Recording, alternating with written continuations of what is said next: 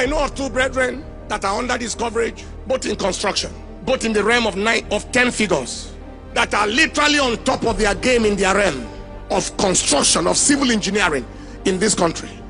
One of them, the first time I met him, I told him, you have business in one state now. Very soon, you will cross over. Now he has active construction business going on in 34 states out of 36 in Nigeria, including countries of Africa. The other one, the same, is in their realm. The one I'm talking about now is an usher in his church. The other one I'm talking about is head of evangelism. There is one of the men who normally gave us his aircraft to use for crusades. In the field of his endeavor currently in this country is number 1. What he produces is number 1. So I am saying that to you to let you know that even in our days and even today, God has witnesses. One of the young men who was raised in this church, he said, Lord, I want to be like my father in the Lord. Then he went to the same university that I went. And then from first year, distinction. So his father he lost his father. So they placed him on scholarship. The school gave him automatic scholarship. He cleared everything till graduation. His mother is in the hospitality department here. And then from there, he went for postgraduate, did surgery, got interested in neurosurgery, brain surgery. So he went to the United Kingdom. This guy, a 5-year neurosurgery course, he did it in 2 years. Brain surgery. When his professor was interviewing him on one of the neurosurgical qualification things, by the time he finished with the professor, you know what the professor told him? He said, you know this subject more than me. That is his teacher, the one who was interviewing. And neurosurgery is very deadly.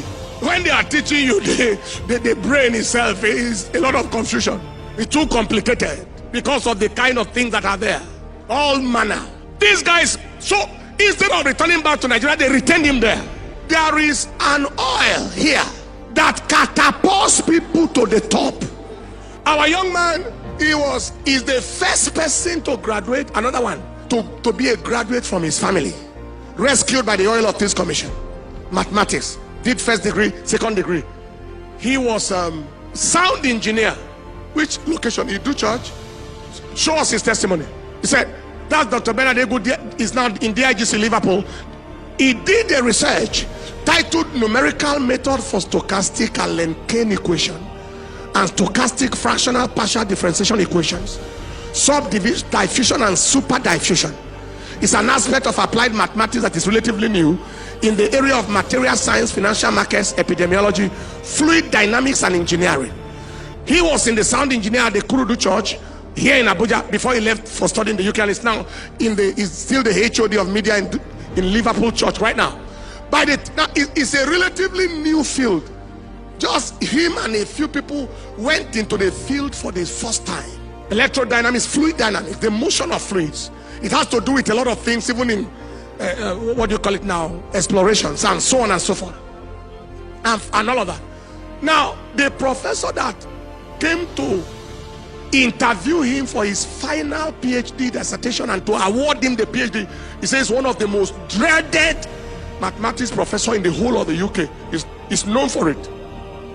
So when the man came to interview him, he said that he sat with him for 5 hours. He asked him this, he moved there, he moved there, he moved there, he moved there, he moved there, he moved there, he moved there. By the time he tackled the man for 5 hours, the man said, you deserve it, take. The one you are talking about, the flood, is a guy that testified in the New York crusade. He saw me in the dream of the night. I was solving certain equations. I will solve it and clean it, solve it and clean it, solve it and clean it.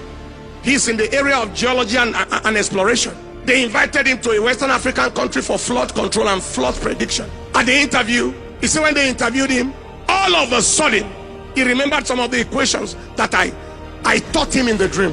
When he woke up, he had forgotten. At the interview, he remembered. That catapulted him to United Nations in New York, where they were doing certain things on space study and space engineering or something like that. Now they said they gave him another interview. There was a second part of the equation he didn't remember after that dream. They gave him another interview and brought forth an equation for him to solve.